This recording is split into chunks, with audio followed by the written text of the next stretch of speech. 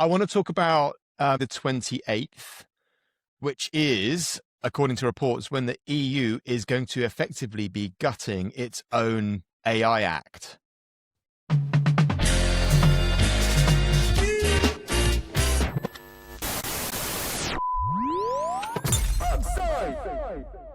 So this has been dressed up as simplification, but I don't believe that that's what's really happening. What's going on behind the scenes is Parliament, Council and Commission are sitting down for their second trilogue. So this is all somewhat slightly controversial insofar as they do this behind closed doors, so nobody really knows what's going on. To backtrack, the original EU AI Act entered into force on the 1st of August 2024, but it was a milestone basis of enforcement. However, under the New Deal being looked at, implementation of standalone high-risk systems is going to slip to December 27, as an example. AI embedded in regulated products, i.e. medical devices, machinery, vehicles, slips to the 2nd of August 2028. But the kicking of the can isn't the whole story here. They want to move the entire juicy high risk, as in AI embedded in regulated products, out of scope completely, folded into other safety laws, which actually smells like pretty much a repeal. So kicking the can, getting rid of some of the really tough bits forever. It looks like the EU's data protection team kind of lost the argument to the commercial team and the competitive crowd.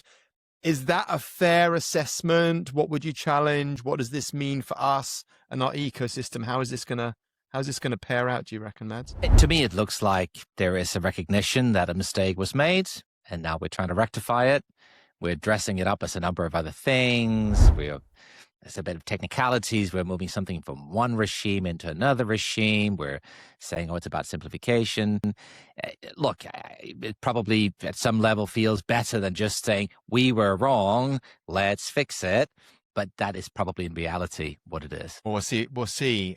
How will this kind of affect us? Is this going to in any way affect investing, startups, or how our ecosystem works? Or is this so what? No, I do think it's important. There was an argument at some point that the EU AI Act could protect European AI, but I just don't really buy it. Making it super hard for our homegrown companies to compete is not going to help us. And so I think this is about rectifying a mistake, but I do think we need to go on the offensive to actually win. You can't just correct mistakes. That's not enough. We need a proper inference chip strategy. We need to use public procurement as anchor customers. Yeah, become buyers. 100%. Listen, does anybody for a second think we're not going to need billions worth of hardware capex to drive inference for public sectors in healthcare and elsewhere? Of course we will.